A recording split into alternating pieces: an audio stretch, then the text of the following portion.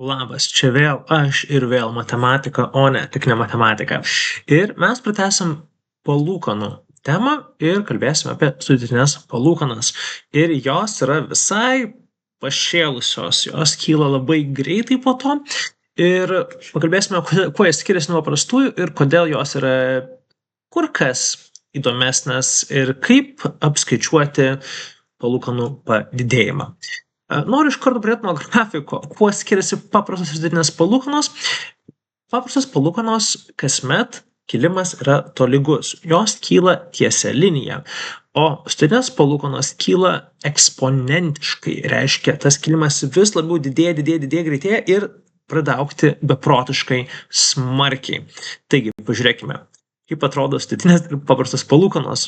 Čia apačioje yra laikas, o čionais yra palūkanų dydis. Tai apačioje laikas, o viršuj į ašis yra palūkanų dydis. Jos pradeda smarkiai augti į viršų.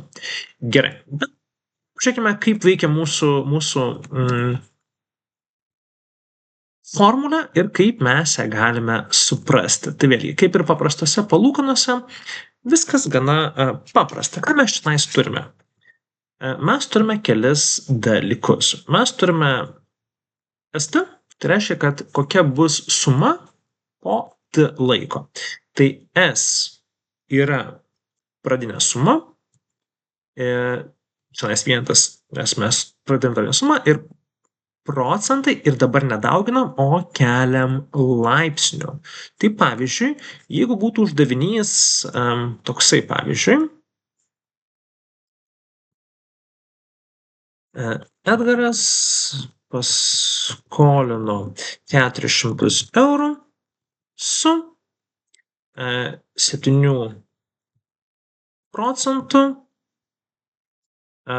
sudėtinių palūkanų norma. Kiek grąžins po pasiskolino? Edgaras pasiskolino. Jis pasiskolino. Grąžins po 5 metų. Tai va, turim klausimą, turim formulę, kaip galim suprasti šį klausimą ir kaip galime jį užrašyti. Kas ką reiškia šito informacijų. Taigi, S nuo T. Tai kokia bus suma S, kokia bus suma po 5 metų. Tai S nuo 5 metų. Ką mes darome? Mes turim pradinę sumą, tai yra mūsų 400. 400 yra mūsų pradinė suma ir mes padauginame ją iš 1 plus procentai, tai yra 7, šiuo atveju 7/100 ir viskas pakeliama 5 laipsniu. Štai kaip mes galime užrašyti šitą informaciją, kurią turime. Tada mes turime, aišku, atlikti veiksmus skliaustuose. Ir galiausiai gaunam tokį dalyką. S lygu 400 kart, sudėkime skaičius, 7/100, tai bus tiesiog 1,07, nes čia 7/100 ir čia keliame 5. Čianais aš rekomenduosiu naudoti skaičiuotuvą. Skaičiuotuvė yra tokia funkcija yra parašyta, jeigu norit kelti laipsnių, būna ir kelti kvadratu, tai pavyzdžiui būna x kvadratu, toks mygtukas, bet taip pat ir mygtukas xy. Reiškia, jūs parašote sumą, kaip užrašyti skaičiuotuvę tokį dalyką. Tai geriausias dalykas, taip, mes rašome skaičiuotuvę 1,07, spaudžiame xy mygtuką ir įrašome 5 ir paspaudžiame enter. Mes gausime, kad ta suma, aš patrauksiu šoną, kad parodyčiau, ką gausime, pakėlę 5, dažniausiai jūsų klausia, suapvalinkite iki pilno skaičiaus, pavyzdžiui. Ypač, kai mes kalbėsim apie sudėtines palūkanas, mūsų prašys suapvalinti, nes skaičiai bus su kableliais. Taip, tai prašysiu suapvalinti iki pilno skaičiaus. Pavyzdžiui. Tai aš ką darau? Aš paimu ir aš tą visą sumą, kurį aš padauginu iš 400. Tai reiškia, aš gausiu 5 bus 400. Aš kol kas parašysiu, ką gausime, jeigu mes nerašysime, nesuapvalinsime. Taip, mes pakeliame 5 ir mes gausime labai keistą sumą. Mes gausime 1,4025. Na ir taip eina dar keli skaitmenys. Tai mes tą sumą skaičiuotuve, kurią gausime, padauginkime iš 400 ir tada suapvalinkime. Ir gausime suapvalinę 561 eurą. Tai va, tai štai kaip veikia šitą informaciją, kurią turime mes. Procentus pridame prie vieneto ir pakeliame laipsnių. Tai va, tai mes gausime tokį sprendimą. Kodėl pradeda didėti suma po to labai radikaliai, ar ne? Kodėl labai radikaliai pradeda didėti suma? Nes mes, pamanykim, aš noriu pavaizduoti, kas nutinka. Jeigu mes, tarkime, iš kur yra šitie skaičiai iš viso? Taigi, žiūrėkime, kiek turės grąžinti, pavyzdžiui, po 1 metų. Tai mes šituos 400 padauginame iš 1,07, ar ne? Mes padauginame iš 400 ir padauginame iš 1,07, reiškia, po 1 metų bus paprasta, mes turėsime 428 eurus, ar ne? Nuostabu. Bet juk yra sudėtinės palūkanos, tai mes didiname. Tai mes jau dauginsime naują sumą. 428 eurus dauginsime iš 1,07. Na ir mes padauginsim dar iš 1,07 ir gausime dabar jau suapvalinkime beje. 128 kart 1,07. Gausime maždaug, aš suapvalinimą mygtukai nuskaičiu, bus 458 eurai. Matote, jau padidėjo nebe 28, bet jau 30 padidėjo, ar ne? Tada 458 eurus dauginame iš 1,07. Matote, mes čia apvalinimas. Ir dar labiau padidėjo 498. Oi, la.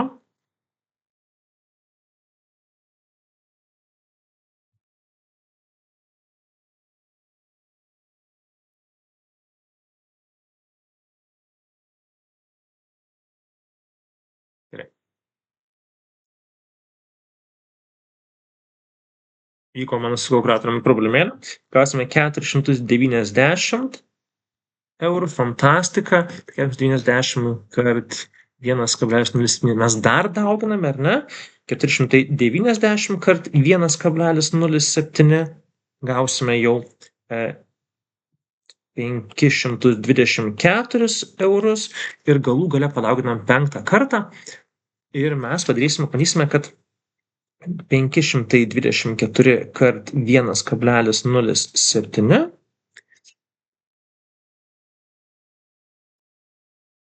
ir mes gausime 561 eurą. Ir matom labai įdomų dalyką. Žiūrėkime, po kiek pasikeičia, ar ne? Vat ant tos pradinės sumos 400. Taigi, koks yra pokytis per tuos 5 metus? Iš pradžių pasikeičia 28, ar ne, eurais. Fantastika. Po to pasikeičia, atimam 30 eurų. Labai įdomu. Po to pasikeičia, pakinta, jau, čionais jau 32 eurais, ar ne? Puiku, toliau padeda 34 eurais ir po to jau 37 eurais. Mes matom, kad pats pokytis vis greičiau auga ir pats augimas bus vis greitesnis. Tiesa, aš norėjau parodyti pavyzdį, kur aš kiekvieną skaičiuoju atskirai per metus, bet matote, su kiekvienu šituo apvalinimu atsirastų paklaida.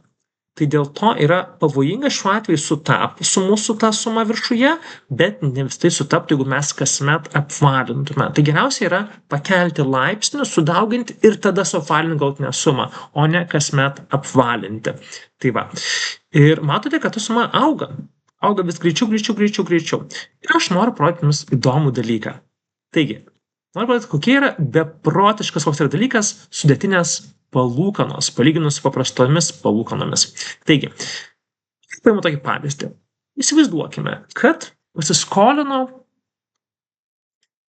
5000 eurų, investavo 5000 eurų į banką su paprastom arba sudėtinėm palūkanom su 10% norma. Klausimas, tai kaip galvojate, kiek po metų bus? Na, po metų bus tikrai labai logiška, 10% paaugimas, abu po tiek pat paauga, labai gerai. Toliau, kiek bus po 2 metų? Po 2 metų nutinka įdomus dalykas. Paprastos palūkanos nesikeičia, nes jos visada tokios pačios, o mes, kai skaičiuojam sudėtinės palūkanas, jau skaičiuojam 10% nuo paaugusios sumos. Tai mes jau tą naują sumą dauginame iš 1,1 ir mes gausim jau truputį kitus skaičius, ar ne? Ir tada, jeigu dar po 3 metų, tai dar padidėja, dar greičiau. Ir kuo skaičiai yra didesni, kuo daugiau metų praeina, kuo skirtumas yra radikalesnis. Taigi, kas bus po 10 metų? Mes turime jau skirtumą jau 3000. Įsivaizduojate, kaip smarkiai jau skiriasi. Puiku. Kas bus po 20 metų? Oho, 15 prieš 33 tūkstančius labai skiriasi. Po 40 metų turime 25 prieš 226 tūkstančius. Ir tada paskutinis, po 60 metų, aišku, paprastos palūkanos labai nesikeičia, auga paprastai, o sudėtinės paauga net iki tokios beprotiškos sumos. Iki 1,5 milijono eurų. Tai jeigu padėsite 5000 60 metų su 10% mėnesinių sudėtinių palūkanų, gausite net 1,5 milijono eurų po 60 metų. Taip, 60 metų yra labai daug.